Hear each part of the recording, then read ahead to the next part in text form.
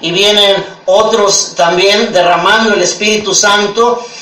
Durante los años 70 hay un derramamiento poderoso del Espíritu Santo en las denominaciones por primera vez. Gentes entre los metodistas, bautistas, presbiterianos, etcétera, empiezan a recibir el Espíritu Santo y a hablar en lenguas, y muchos de ellos tienen que salirse de esas denominaciones porque las denominaciones no aceptan ese mover del Espíritu Santo.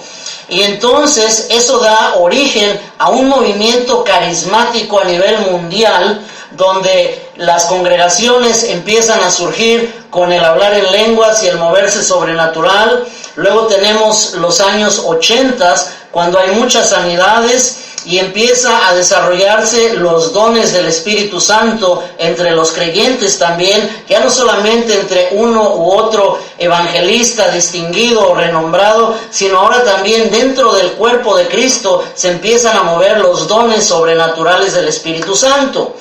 Luego vienen los años 90, entre los años 90 y a la llegada del año 2000, en ese periodo empieza ahora el desarrollo también, no solo de los dones del Espíritu Santo, sino ahora de los ministerios, de los 5 ministerios que menciona Efesios 4:11, apóstoles, profetas, evangelistas, pastores y maestros. 5 ministerios que tiene que haber en la iglesia, siendo que tradicionalmente solamente se había reconocido a los pastores, a los evangelistas, y como maestros normalmente y tradicionalmente solamente pensábamos en los maestros de escuela dominical, que no tienen nada que ver con el verdadero ministerio de maestros bíblico de Efesios 4:11. Entonces, durante los 90 y llegada del 2000, se están desarrollando los 5 ministerios en diferentes partes, pero falta integrarlos corporalmente. Después del año 2000, está empezándose a ver un verdadero desarrollo del ministerio apostólico y profético, que no había habido antes, porque lo que había pasado antes y el que ha estado sucediendo es que muchos pastores que no son apóstoles se han autonombrado apóstoles solamente para tener un título de más resonancia, y eso es todo. Y entonces dicen el apóstol fulano, el apóstol sutano, y tenemos, todo mundo son apóstoles ahora, cosa que no es cierto, porque apóstol es aquel que planta iglesias donde no las había. Amén. Y siendo que un pastor tenía su iglesia y de repente va a un seminario para doctorarse con un título de doctor en teología o doctor en muchas otras cosas, y después de eso ahora se nombra apóstol, eso es la falsedad más grande, de acuerdo a lo que enseña las Sagradas Escrituras. Apóstol es uno que planta iglesias. Amén. Así que si tú me estás escuchando y te has nombrado apóstol, perdóname si te sientes ofendido, pero la palabra de Dios, si tú lees el libro de los Hechos y las epístolas de Pablo, nos indican que apóstol es alguien que planta iglesias.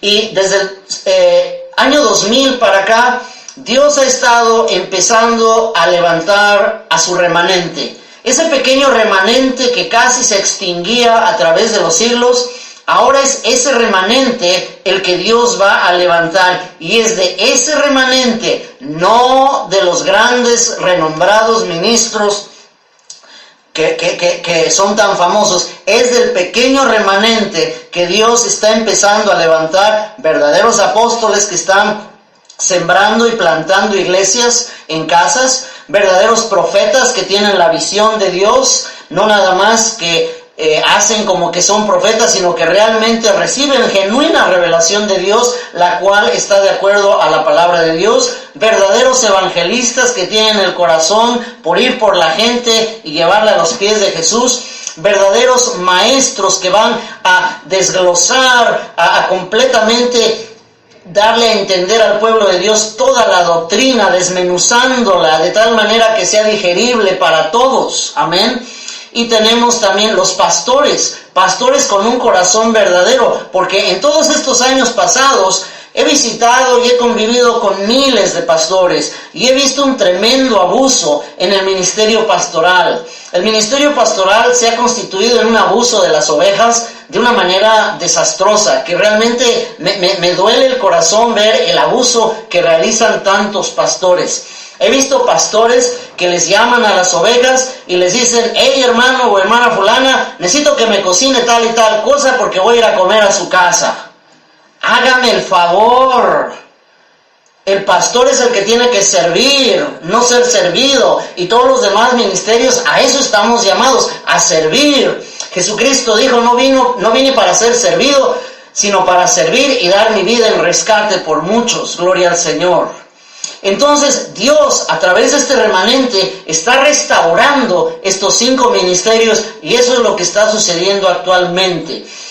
Yo veo que nos estamos dirigiendo a una integración total, donde todas las piezas del rompecabezas están ya encajando, y el problema es que muchos que han recibido una u otra revelación de esta pieza, o de esta otra pieza, o de esta otra pieza del rompecabezas, sienten que han recibido la revelación total y que son la nata del cristianismo, y esos lo único que están sirviendo son de tapón para el resto de los cristianos, porque todos aquellos que están siguiendo a esos famosos tapones se están perdiendo de lo que Dios realmente va a hacer y está comenzando a hacer a través de su remanente, de todos aquellos menospreciados, humillados, rechazados, que nadie los consideraba, porque ¿quién va a usar al hermanito fulano? ¿Quién va a usar a la hermanita tal? No. Dios es el que está usando a ese hermanito que nadie consideraba y a esa hermanita que todo el mundo despreciaba. Ese es el remanente que Dios está levantando, y de ahí Dios va a estar estableciendo apóstoles, profetas, evangelistas, pastores y maestros. Gloria al Señor. Eso es la historia de la iglesia hasta nuestros días.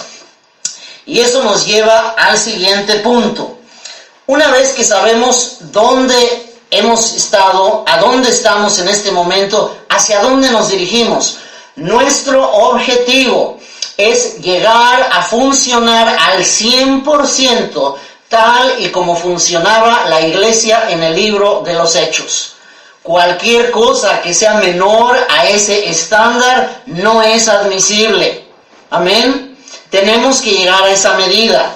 Y la iglesia en el libro de los Hechos se multiplicaba diariamente, estaban plantando iglesias continuamente, era su diario vivir, su modus vivendus era los milagros, la sanidad. Llevó tanto tiempo que había un muchacho sentado en el quicio de una ventana, y al muchacho le ganó el sueño, porque el sermón, la predicación de Pablo fue tan larga que al muchacho le ganó el sueño. Cabeció, se fue para atrás, se descalabró y murió. Pablo salió, lo agarró, oró por él, revivió el muchacho y siguió escuchando el sermón. Eso es lo que debe de suceder en nuestros días, en cada casa que se abra para la predicación del Evangelio. Dios los bendiga, los amo.